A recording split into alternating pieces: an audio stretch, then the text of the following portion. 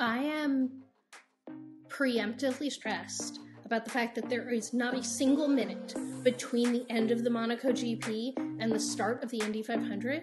I am also sure there will be some kind of delay that will cause to be some kind of overlap.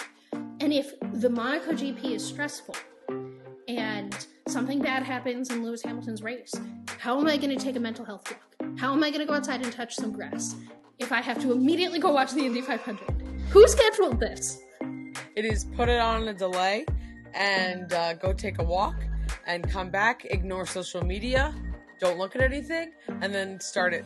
Because I also feel the same. My exact perspective is just, will I be able to do that? If it ends well for all of the drivers that I hope it ends well for in Monaco, yeah, of course I'll watch the Indy 500 right away.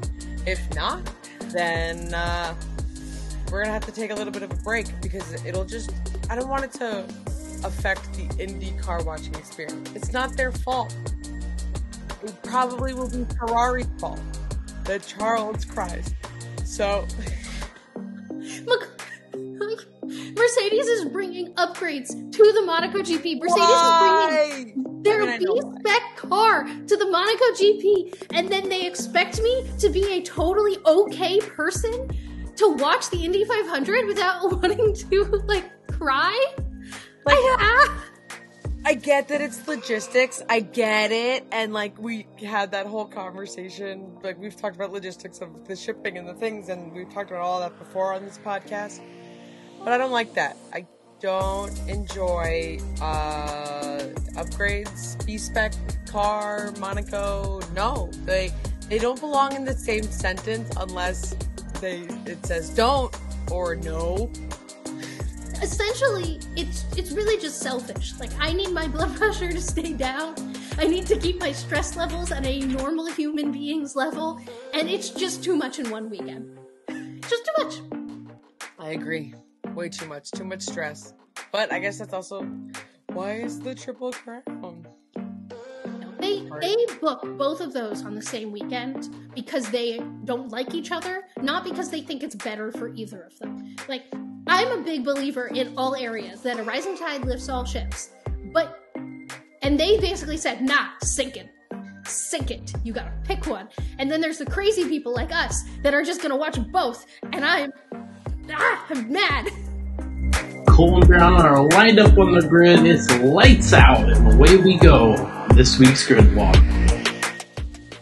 Welcome to episode 18 of Grid Walk. Lance Stroll episode number of Grid Walk. Lance Stroll episode. Yeah. No, it's not. Fun fact, 18 is a lucky number in Judaism. So I've always liked that 18 is his number. But that has nothing to do with what we're actually talking about today. So it is Monaco GP week. So we're going to get into a couple different elements about what makes Monaco controversial and our feelings on them. Spoiler alert, we both really like Monaco, so we want to talk about why we like Monaco. Also, F1, for the first time, is broadcasting the Grand Prix. We're going to talk about how that's going to predict how that's going to affect everyone's feelings about Monaco. And then we're going to give you some tips for what we think will make watching a low overtake race, doesn't have to be Monaco, but a race that struggles with overtakes, how to watch it in a way that makes it really interesting. And I think why we really enjoy these races, maybe more than the average viewer. We're also going to talk about F1's programming switch up, because there was no race. So there was a lot to talk about F1 and F1 teams' marketing, social media, and PR strategies last weekend as they had to fill this new void of space. Lastly, of course, we're going to give our predictions for the race weekend. Spoiler, though, because we may or may not get to it, Nicole had an unbelievable weekend with our F1 Academy predictions from last weekend. Really killed me. So I might be dominating our F1 predictions, but Nicole had an amazing F1 Academy weekend last week. And there were moments where I didn't feel like it was going to be going that way, but I literally come, end of the weekend, and I'm like, wow, that's pretty cool. That feels great. That felt, really, really great to get a win over there.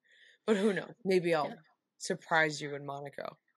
Maybe. I'm going off pure vibes this week. Pure vibe. upgrades and Monaco. I don't know. Red Bull's going to be good, and who knows anything else. Before we get into that, we have a couple of things to remind you.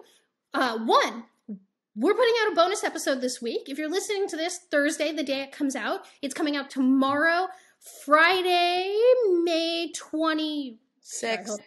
Yep. It's coming out Friday, May 26th. And it's going to be all about the Triple Crown, because it is the Triple Crown weekend, because we're getting the Indy 500 and the Monaco GP this weekend. So we dive into the history of the Triple Crown, and we give you an F1 fans rooting guide to the Indy 500 if you're interested in checking it out. Essentially, you get to hear the voice notes I would have sent to Nicole about the Indy 500, except they're here on the podcast instead of on voice notes in our phone. Second ask is, please, please, please, we normally only say this at the end of the pod, but it really helps us if you're watching, if you leave a review or write a comment on YouTube. Like the episode, it really just helps the podcast be found. It makes things like Apple really like us if you just hit the 5-star button. But then also, like, leave us a comment. We really want to start to get to know some of the people who are listening to this. So leave us in the comments today of today's YouTube video, or throw it in your review on Apple or Spotify or Google who your favorite F1 driver is. Like, just let us know. We want to know if you're also Lewis Hamilton fans, or if you're a Charles fan like Nicole. Like, shoot it out to us, and if you leave us one, we will read it out in the future, because we want to get to know you. So, without any further ado and dilly-dallying, let's get into the actual meat of the show today. Woo! Last week, with the race cancellation, which was 100% the right decision, I'm still so glad that F1 made that decision as fast and efficiently as they did. But with that came a really interesting marketing and PR problem to solve, because I don't want to call it a crisis. It's not a crisis in any way. And as marketing professionals and people who are very interested in these types of decisions businesses make, we got this live case study of all of these teams, F1 as a whole, had an entire weekend of content plans, whether that's social media content, broadcasting content, YouTube content, and all of that completely got thrown out the window. And they all had to figure out how to fill that void. And the same way that teams compete on track, they compete off track for attention. F1 competes with other sports for our attention, and attention equals money in this general sporting landscape. But we also have 10 teams that compete for sponsors, and all the content they put out is to benefit those sponsors. So I thought it was interesting to see how they all filled the void. And what were some of the highlights for you, Nicole? Who do you think did really well, did awful, did somewhere in between for creating interest for F1 when there should have been a race there? Yeah, I don't want to, calling it as the teams having an opportunity to fill this space. I'm again not trying to say that anything of what was happening in Imola was positive in any way. So when I say opportunity is just like they have to fill in these days of content. And like, as a lot of people may think, it's not just an intern like running all of the social media channels. There's a very curated content plan of things that will be posted and when they will be posted and why they are being posted. So to have a race totally like scrubbed from the calendar like that week says a lot about the teams and management and just the kind of creativity that the teams have behind the scenes to be able to put together any kind of online presence so fast, because they want to be able to stay front of mind to their fans, because that's their whole job for weekends. I think across the board, there were a lot of things that really stood out.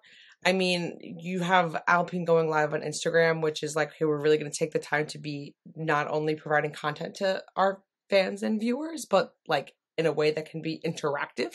And like, we are literally like, right. It was like one of the first, like, this is the thing we're doing, which lives seem very easy to be like, we're going to do this right now, but there's always like a planning of something and things and lots of Jack other had an entire list of questions to ask the drivers. Someone had to put that together. Someone had to get that approved. Like, even though it might feel natural and organic, not that I would classify that as that, but like they pulled something that felt entertaining together incredibly quickly. Yes. But I would be remiss because we need to discuss the new F1 full studio show. Okay, so I don't know if this was something they were going to roll out anyway. That's my big question. Like, was it going to be that weekend anyway, or was this just like, let's do this now because... And for context, we're talking about the Monaco preview show that they did on F1's YouTube with Julian Palmer, Lawrence Barretto, and Will Buxton, and Sam Collins. Now, what blew my mind about it, though, is that they started with the three guys on the couch talking about Monaco. Then they pulled back and they turned the camera to Sam at the screen. And I'm like, oh, I know the studio set because this is where Sam and Scarbs will do race and car analysis in other videos. So I think this was always planned, but I don't think it was planned for this weekend. Like I think that set was always there and ready to do something like this, but I wonder if F1 was going to do this on Tuesday, or if they had plans to do this and start maybe at Silverstone. Like, I'm just picking a race, and they're like, well, now we have this weekend, like, let's try it and make an attempt. And if this was a rushed, all I know is it had to have at least been a little rushed, because they recorded it on a Saturday or Sunday where they were supposed to be at a race. And it was really well done. I enjoyed the whole thing. Yeah, it was like very reminiscent of like a ESPN style show. It felt familiar in a way. Mm-hmm. And I know we had talked about, the new recent ESPN post-race show and everything like that. So it felt very similar vibes to that, except it was just like on YouTube and with like a more, to me as an F1 fan, a more familiar set of commentators. Mm-hmm. So it kind of felt like a weird mesh of familiar components and familiar faces, but like in a new location, new place, trying something new. Yeah, no, I also enjoyed it. I hope they continue to do it and see what it turns into, and I'd be curious to see if it ends up somewhere else besides YouTube, but for now I'm very happy that's where it is. F1 TV's production has really stepped up this year, and I don't think we've had an opportunity in between races and all the other stuff that's been going on to shine a light on how much I've been enjoying their pre and post race and their supplemental content they've been putting out around the races. They've been doing these two things every week that are new this year that I've been really impressed with. One is they're putting out a weekend wrap up pre-race on Sunday morning, understanding that so many people don't watch all the practice sessions, and they're wrong in not watching qualifying. Like, if you're gonna watch one thing in an F1 weekend, watch qualifying, but I won't rant about that right now. And this video has been really great. Like, I don't need it, but I watch it just because I'm curious about the type of content that F1's focusing on and putting out.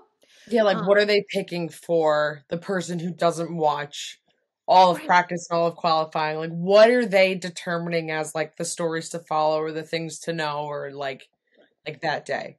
And I'm always eternally fascinated with just media strategy. So whenever F1 is choosing to do something new, I'm going to tune in. For the same reason we're talking about the media programming right now is just something that, like, we both really like. The other thing they're doing is post-race weekend fan reactions, where they're going around and interviewing fans on track afterwards and, like, what did you think of the race? And F1's not always been super community-based, and I just really like that initiative they're doing to, like, hear from fans in the moment. Yeah, they're literally speaking to fans. And we've discussed very briefly, I remember right after the season started, discussing, like, we were really shocked with like the car launches and first race and everything, and like the preseason testing content that we were getting, that like last year and in previous years we were not getting anything about like tire testing or like preseason testing, anything like that. And they were producing so much content. We're getting so much extra content, as we've touched upon, during race weekends. So it's clear of like well, this is for fans, and the communicating with fans and then producing that content and sharing it. It is where we want to see the sport be going. It's that fan focus that we know is the right move and where the money is and more fun for us. Right. I always just like when sports understand that they can be, like they can produce a ton of options and not everyone needs to engage with every option. So if the fan reaction video isn't for you, that's cool. But there's someone out there who's going to love that. And I think this new studio show, like this new studio show is a similar thing where like it really like is something, to your point, that's really familiar to us. And I really liked the format, and I can't wait until they get more personalities in a studio show like that, and loosen up and have a little more fun with it. If, like gotta get Julian Palmer to do like top 5 rankings or something.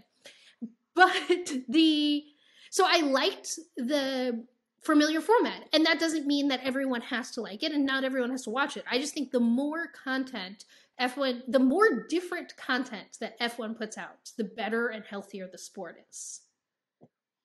100%. But so we digressed a little bit. You said, I think we both I think Alpine's like immediate response to get on live was really good. I think the new studio show was really cool. Another one is Williams putting together a fundraising Twitch live stream that included Alex and a bunch of their esports drivers. Was also a really good way to leverage capabilities that their team already had and put something together last minute but entertaining for their fans. And I thought it was really good. Your resources for a good cause. Right. Yeah. So I think they did a great job with it. I do think some teams decided to just go dark. And I just think that's such a missed opportunity.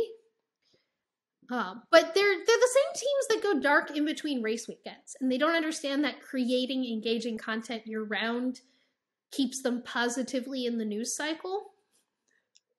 I feel like we can just specifically call out Alfa Romeo because it's frustrating to me of just utilize your charismatic drivers. Like, I understand you're not having the greatest season, but you have 2 drivers that you can make such wonderful content with, and you had a free weekend to do something, and you didn't.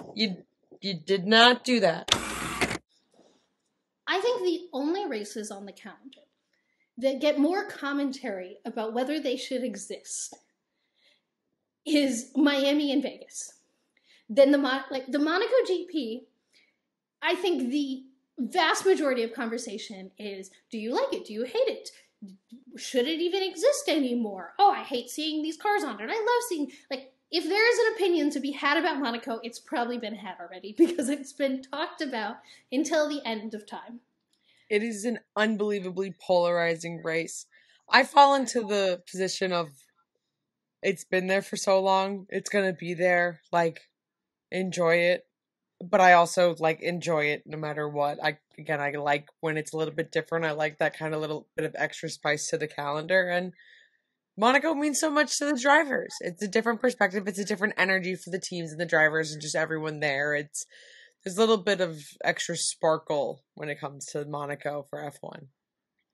I think if every race was Monaco, and I'm not talking about Monaco off track, I'm talking about Monaco on track, I think then I would get it. I'd be like, you know what? Yeah, we don't need 23 Monacos on the calendar. No. But I love having one Monaco. I think every time their contract is up, so it's up coming into this year, you get all the people who are like, oh, we don't need Monaco. I'm like, no, we need Monaco. An F1 calendar without Monaco would feel wrong.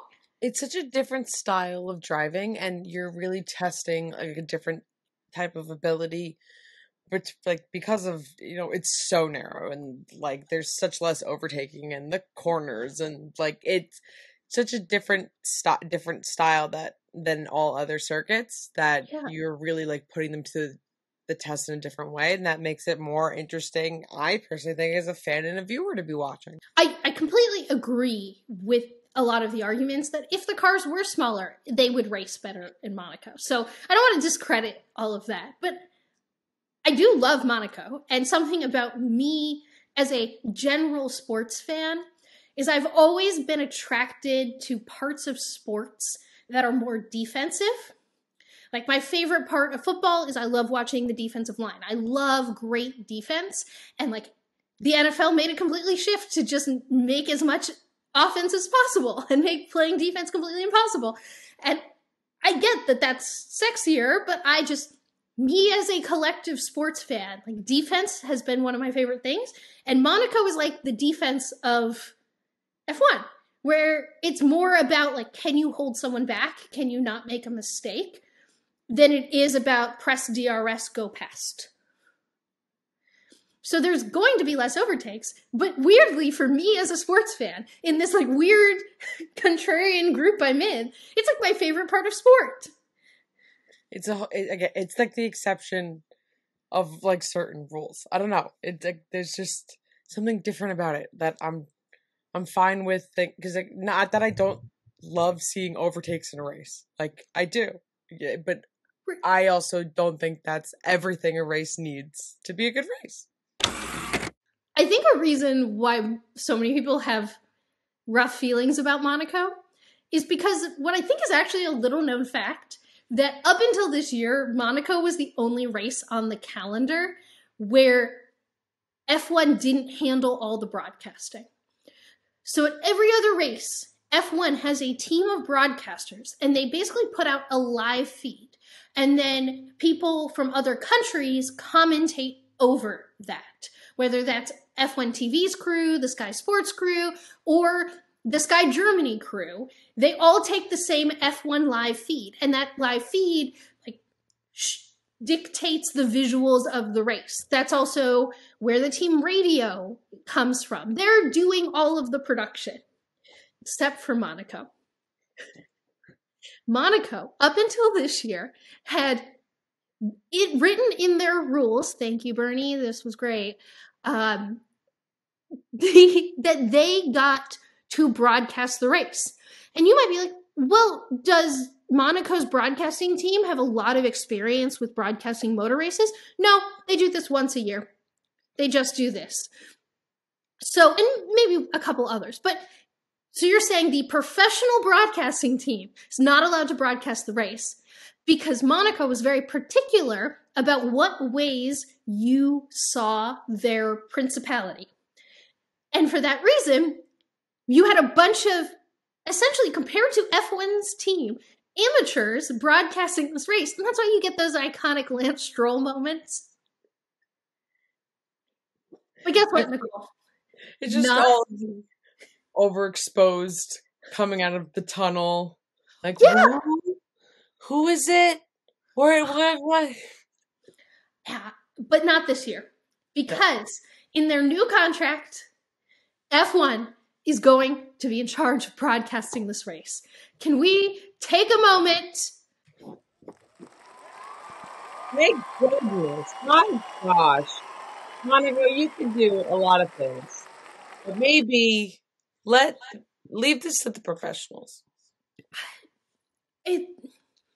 I am excited for how much I think this is going to improve all of our enjoyment of the race.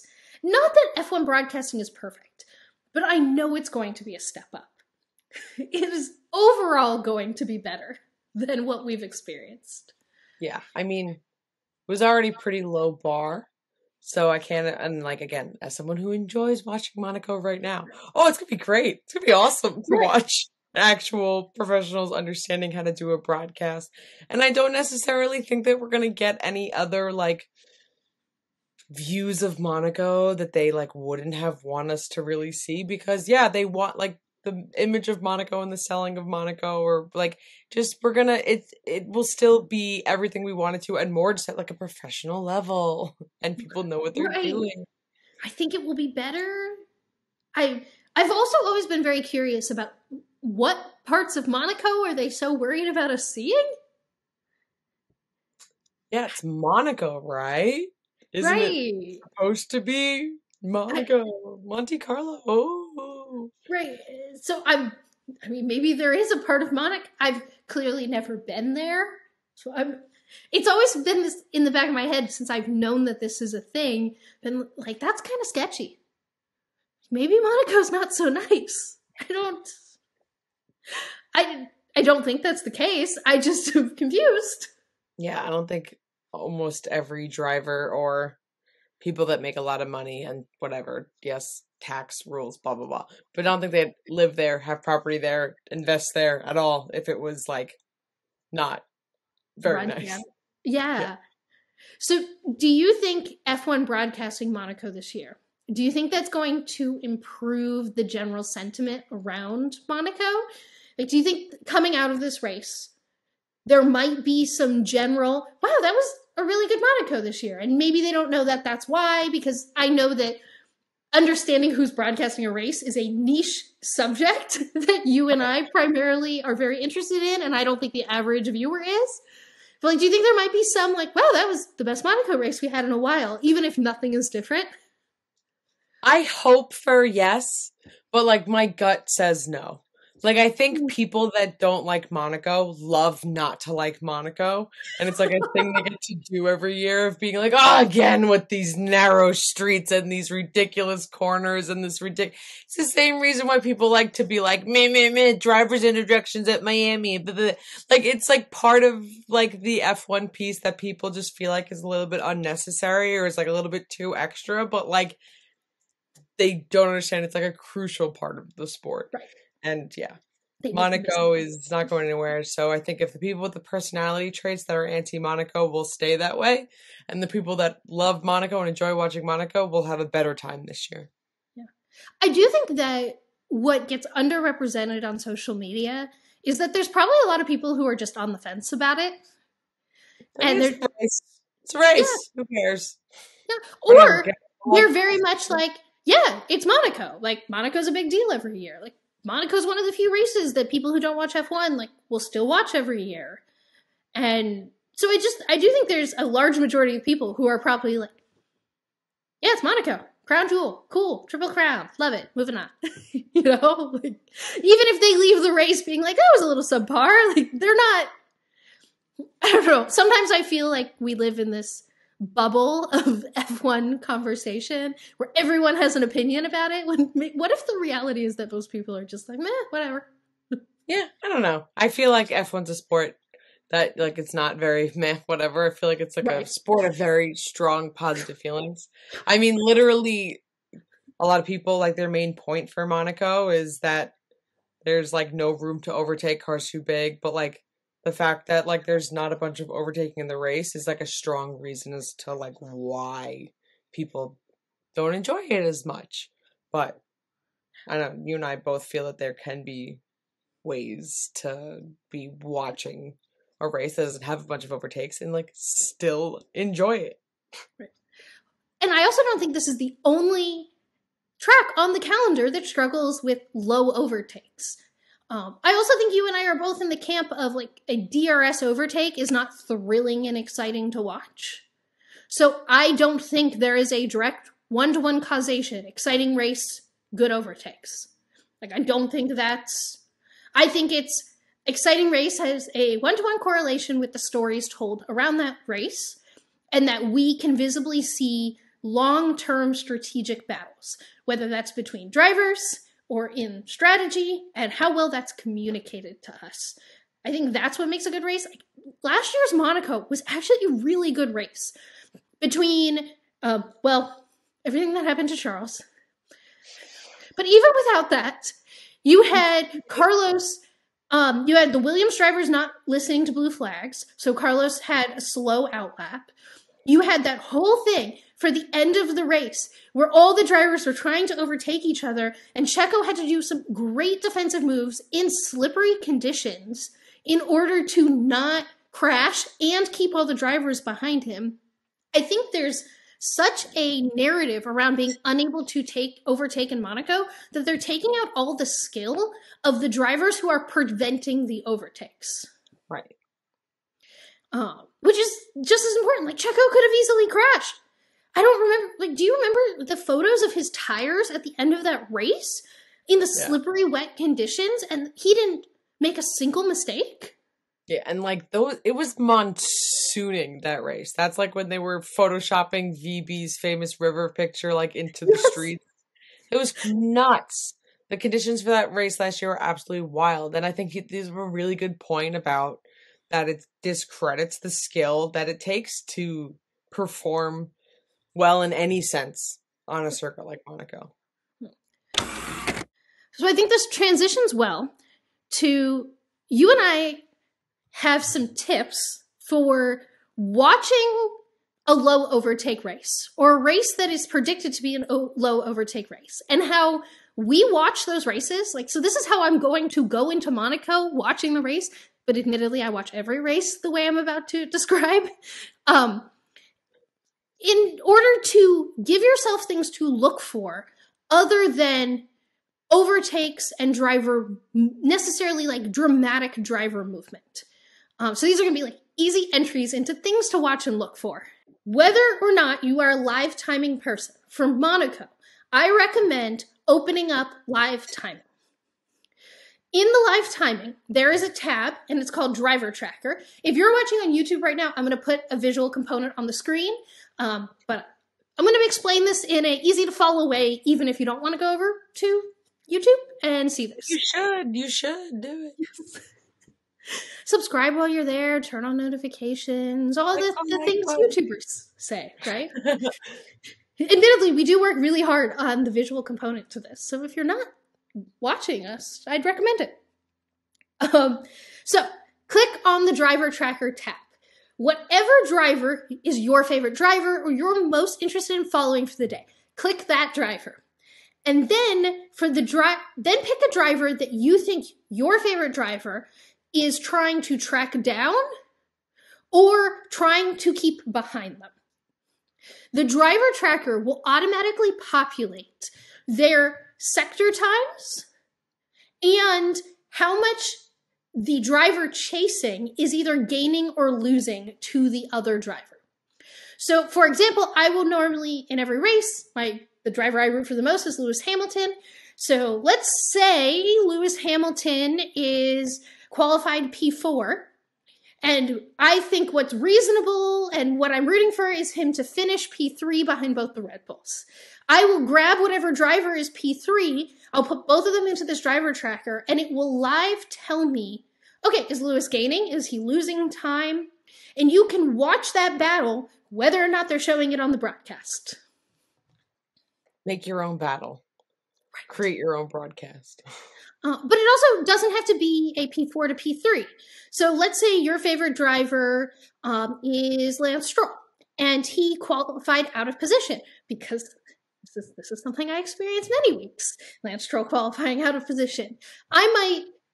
Lance Stroll maybe qualified P9. I think he's going to end the race most likely P6. Maybe I'll pull up a Ferrari driver who's currently running in that position, and I start comparing the P9 to P6. So you can do this. It doesn't just need to be like people who are right next to each other. And you can watch a chase or watch someone chase you. If Max Verstappen's your favorite driver and you want to be comparing his lap times to Checo through the whole race, I'd just put both of those drivers in the driver tracker. You can actually start to see some really cool things. Like, hey, if you're comparing two different cars, like, wow, the Mercedes car is really good in, let's say, Sector 2, and the Aston car is really good in Sector 3. And then you can start watching the nuances of, does Lewis make up enough time in Sector 2 that what the time he's going to lose in Sector 3 doesn't matter? And you can start to see these details because you're watching them lap after lap. Second thing here is on the main page of live timing, they give you an option to look at mini sectors. I love mini sectors because they're color-coded, and instead of you just getting the full lap of, okay, is this slower than their fastest lap, or is this their fastest lap, which over an entire race setting I find a little unhelpful, you can look at their mini sectors and start to get an idea of when their tires are going away. So are more of their mini sectors green versus yellow? Well, they're still putting in faster times. Even if their overall lap time isn't substantially improving, you're not getting any purple sectors, that's okay. You're still putting in green sectors. Things are still good. It's just a way to get a gauge, looking at one specific driver, how they're performing over a lap. And then when everything starts to turn yellow for many laps, you can make a broad assessment that maybe their tires are going away. Again, I'm giving you real simple things like this. There are like levels and nuances that you can get into. I'm just trying to give everyone an entry point for things to watch that don't have to do with necessarily overtakes. The last tip I have is watch driver onboards. So, of course, if you are specifically in England, this doesn't apply to you, but anywhere else, F1 TV, F1 Multiviewer, download it. Or just have multiple screens. Like my must-haves for any race, but specifically for Monaco, is the F1 TV broadcast, Lewis's onboard, and a screen for live timing. Because particularly at a race of Monaco, nothing will improve my enjoyment more than watching how close they're getting to those walls and how they're doing. And it is a fantastic supplement to what you're getting on the screen. So maybe there's a lull in action on the screen. You can just shift your attention, if you're not a data person, to that driver onboard. And sometimes I'll flip through different drivers. I'll notice if the broadcast says a certain driver's struggling, I'll want to see what that looks like on an onboard. And then maybe I'll flip over to that driver and see what they're doing on their steering wheel. How, like, are they sliding around a lot? Like, what's going on? What is said struggling? Driver onboards are really great for that. I will also pull up 2 driver onboards, going back to my original point about how fantastic the driver tracker is. I'll pull up both the onboards for the driver I'm either like my driver is chasing or is trying to stay ahead of, and then you get both perspectives. So really the key here is pick a battle you're really interested in, and then give yourself supplemental data for that battle. Those are my tips for watching a low overtake race. Low overtake races are still good races, can still be good races. And those are just a few tips. And so that can give, some other ways to enjoy Monaco. But Monaco's fun. There's so many other stories to be invested besides like a DRS zone or who's P1. We are in a race week after an unexpected no race week, which means race predictions. And Monaco is always a little bit of a potential wild card. So I have to start with, did you at all switch up your P1 winner of Monaco? Yeah, I still picked Max. I also still picked Max. Great. Yeah. It's interesting because we filmed last week's predictions for Imola and had to scrap it all. So I'm going to say the same thing I said when this was all lost to the vault. And that is, until another team proves that they might be able to win a race, I will continue to pick Max, because if Max wins and I don't pick Max, I will feel silly. I agree. Yeah. I know we saw Checo win last year, but that in my brain is like more like Max really wants to win it this year. Also, of all the races, I understand that just for a fluky reason, someone else could win. Right. But I can't. It all goes back to, if Max won, I will feel dumb for not picking him. So, have to go with Max. Also, just with all of these picks, I think this is the most unknown we're going into a race weekend predictions. Mercedes is bringing upgrades. Some teams may or may not be bringing big upgrades that they were going to bring to Imola. Ferrari has said they're not bringing their upgrades. So there's just a lot of up in the air. It's a lot of we don't know what we're going to be seeing on track. It's Monaco, and all the Imola upgrades may or may not be coming. So, like, we were going to get a shakeup last weekend, and then now we're going to get a shakeup and Monaco. And I'm going to throw in here before we continue with our predictions that if it does rain, they are debuting the new wet tires that don't need tire blankets this week. I don't want any of this. I don't know if I want this. I don't know if I want this. Right. So just throwing, like, there's just too much chaos this week for me to actually know what we're doing. So leading into, since I just gave an entire preface about, I have no idea what's going on. Nicole, who did you pick for P4? I put Carlos at P4. Ooh, okay. I more just went with the vibe of, I just feel I want something good to happen to Charles, so I didn't want to put him at P4, and I'm just being too optimistic for Ferrari. So my brain is either it's really great for Charles or it's really bad for Charles. So I put Carlos at P4. I saw a graph that F1 Data Analytics made on their Instagram, and it was just the average finishing position for all the drivers in Monaco. Now, of course, that stat is really skewed based on where the drivers have raced, but what shocked me was how high, and by high I mean low number, Carlos's average finishing position was, despite, it's not like he's always had a good car or anything. Right. So I think that's a fair place to put him.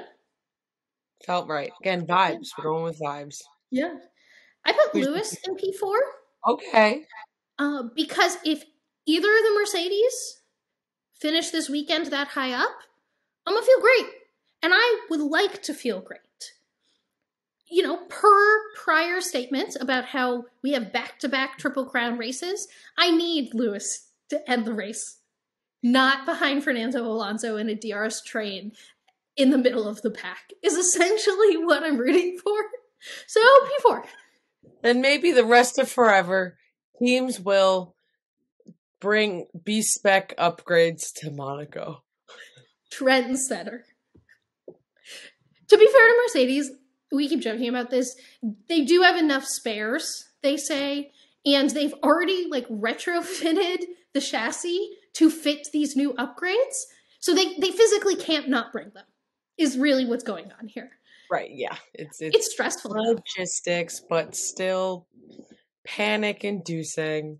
So then we do our pick of P7, aka best of the rest.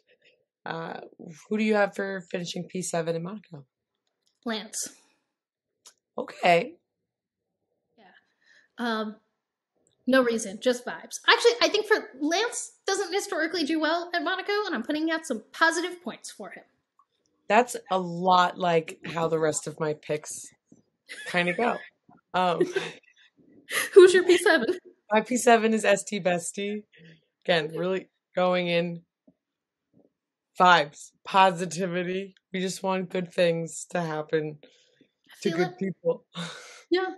Well, interestingly, I have ST Bestie as my P10. So, points this weekend. I went back and forth of putting him in P7 or P10, but then I wanted to continue to spread the positive vibes, and I put Alex at P10. And I understand how crazy that is because, Williams. But Alex. Right. Who knows? Not impossible. And if anyone can do it in that car, it's Alex and not Logan. So Alex in P10. I will say Williams' significant lack of downforce improved downforce from last year, but overall significant lack of downforce is not helping the prediction, but I do support the positive vibes because that's the goal. I'm putting good things out into the world. What do I have to lose? All right, who's your best of the bottom 5 teams in the constructors standing for this weekend? Who's going to score the most points? I picked Alpine. Me too. Yeah, it just made the most sense. It literally was the safest pick. And footage that will never be found. I had a little bit of a spicier pick last week, and it is in the grid walk vault. It didn't work. It is in the grid walk vault, and it'll stay there. But I did not feel good about going into. I did change up my picks a little bit from what they would have been, but that one I definitely was like, nah. Alpine is the clear pick for here. I mean, is there any clear pick for Monaco? Who knows? It's all chaos, as we've been saying. We never know. Yeah. It is particularly interesting to have Monaco. Like, Monaco this year is starting the European season. Monaco is before Spain, because historically, actually, I think this year we aren't getting the Sector 3 chicane, but like for years it's been like, if you go well at Spain's Sector 3, you're going to do well at Monaco, and it's like been the whole thing, and like, your schedule is so back and forth and so confusing and like, Right. I really am excited for the next two races because almost every team is bringing something really significant because it's the start of the European season. And I think we're going to get a really good picture of the directions for all the teams. You start to see that shift. Like, this is the point of the season where the upgrades that are coming should be making a significant difference, and there's been enough race and data collected for engineers to be creating like an actual piece of the car that will make a substantial change, hopefully in a positive way for some of them. Yeah, and for Mercedes, positive way for Mercedes. We've been yelling about Imola upgrades for weeks now. Now we get to yell about the Monaco upgrades that we're not going to understand. Like, if you are a fellow Mercedes fan listening to this, just know that whatever happens this weekend has nothing to do with the upgrades. So we're now just going to yell about the Barcelona upgrades for 2 weeks, essentially. But this is the start of the season where I get to watch Sam Collins walk down the pit lane and explain what's on the cars to me, which is my favorite part of an F1 season. Welcome back to Yellow Sector. No, it's not the fastest walk around F1, but we will complete a full lap around the paddock, hitting every F1 garage. We think there are interesting stories everywhere. Can't hit all of them in depth. We go through them now. So I'm going to start today actually with the Pirelli garage. There are going to be new wet tires debuting at this race weekend if it rains, and they need wet tires. It is important to note that these new wet tires do not use any warm-up blankets. It's supposed to be a step in the direction of completely removing tire blankets from F1, which is controversial, may or may not happen. If it does rain and a driver messes up, expect them to immediately blame the lack of tire blankets over the radio. Who knows if it's actually their fault? Red Bull and AlphaTauri. Red Bull is bored of winning every week, so they need to go back to their traditional ways of creating havoc via the driver market. De Vries still continues to be on the chopping block. It seems like everyone's talking about it right now. And I think in Red Bull speak, that just means it's a matter of time. I give it a couple races. Ferrari, I have 2 notes this week. 1, can we all just remember that Italian sports tabloids just make things up? And just because you can hit translate on Google does not mean we should take it as actual news. We don't take the Daily Mail as actual news. So just remember. But it is not officially confirmed as of recording this, but by the time we release this episode, it should be. But it's very likely that Charles will have a special race suit for this weekend. It's rumored to be all white. The suit was also, we already know, accompanied by a special Puma merch line, which has diamonds to represent the Monaco crest. Nicole, will you be getting any? Oh yeah, I will definitely get all of the diamond, Puma, everything. I mean, look, I love merch, but I don't know. We'll see. It'll jinx it. I don't think I can. You'll buy it after the fact if something good happens. Yeah. Yeah. All right. Mercedes have announced that all of their freight for the European season will be powered by biofuels. I'm going to read something from their press release because I think it's interesting. So over the 9 races across Europe, I believe it's now down to 8 because this wasn't rewritten not to include Imola. Their fleet of Mercedes-Benz trucks, which transport all the freight required for each race, will refuel with second-generation biofuel. So essentially, they're saying this will reduce emissions for each kilometer covered by 89%. An interesting note here is that the FIA changed the cost cap, where if you are doing research to help with carbon emissions and just overall becoming more sustainable, that no longer counts towards the cost cap, which is actually what opened up this avenue for Mercedes and Petronas jointly to create this new fuel and do this new thing. Also, all of the generators that they use on the track to power their race things, like all those computers on the track, is now also going to be powered by the same sustainable biofuel. Alpine, well, Renault, the team Alpine, but it's still just owned by Renault, is looking to sell a minority share of its racing division. Valtteri Bottas participated in a gravel bike race on his weekend off. Wolfgang Puck is officially a partner of the Aston Martin team. He is creating recipes for their hospitality, and his logo is going to feature on the car for any race in a city near one of his restaurants, which is really cool. Also, they're becoming the Honda Works team. Haas told motorsports.com journalist Adam Cooper that the parts they buy from Ferrari are preventing them from making quick in-season concept changes to their car, so unlike every other team, they cannot quickly switch to the Red Bull design. They're stuck with whatever Ferrari does, essentially. McLaren has a special Monaco livery celebrating the team's Triple Crown. It is essentially a mashup of their 3 IndyCar liveries, which are all based on an Indy 500 win, a Monaco GP win, and their Le Mans win, which I think the livery is cooler than their normal race livery this season. You should just stick with it, even though they did make it glittery. And for those of you who don't know, Pato O'Ward, his Indy 500 livery sparkles. And I love it. Williams, last but not least, guess what's happening this year? They are doing a specialty Gulf Monaco livery. So what everyone was screaming for, what we thought we were going to get all season, they are doing for this race. Now it's rumored that it's going to be announced on Friday, which is a little late, so I don't know why they're not giving it to us before then, but we're getting it. It's going to be very, very exciting. So that's a grid walk for May 25th, 2023 completed. How was my sector time today, Nicole? Well, faster than Williams is revealing their Gulf livery. I agree. Friday is way too late. Give it now. I want to see it now. Right, or McLaren, we're recording this Tuesday. McLaren gave us their livery today. Like, give it to us Wednesday. Thursday, media day. You're telling me you're not going to roll it out on media day? Like, this just feels like it can't be Friday. It's not possible. I agree. That feels way too much. But thank you to VoiceOver Man, as always. Thank you, Lena Bruler, for really coming through with my F1 Academy picks this past weekend, and our 4-legged executive producers. Turn on auto downloads and rate and review the pod. It really, really helps us out. You have absolutely no idea. Spotify, Apple Podcasts, wherever you listen to your podcast. On YouTube, give us a like and subscribe. Leave a review. Let us know what you like about the pod. Give us a comment.